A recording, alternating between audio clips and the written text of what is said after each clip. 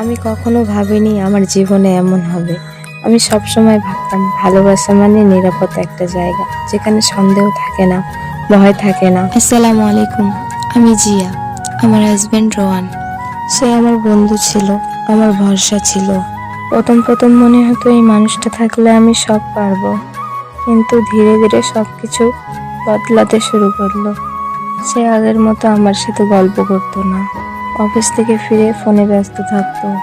আমি কিছু জিজ্ঞেস করলে বলতো, তুমি এত সন্দেহ করো কেন? তখন আমি নিজেকেই দোষ দিতাম, হয়তো আমি একটু বেশি ভাবি, কারণ আমি তাকে হারাতে চাইনি।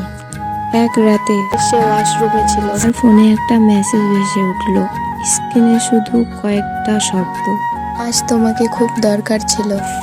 আমার হাত কাঁপছিল, বুকের ভেতরটা হঠাৎ ফাঁকা হয়ে গেল।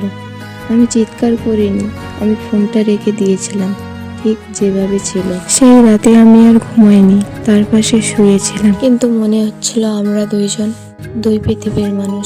পরের দিন আমি তাকে জিজ্ঞেস করলাম, সত্যি করে বলো তো, আমি ছাড়াও তোমার জীবনে আর কে আছে?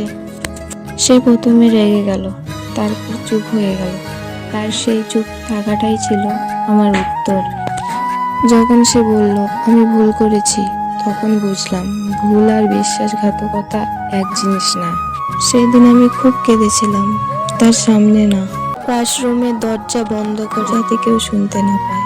সবচেয়ে কষ্টের ছিল এটা নয় যে সে অন্য কাউকে ভালোবেসেছে, সবচেয়ে কষ্টের ছিল আমি এতদিন বুঝতেই পারিনি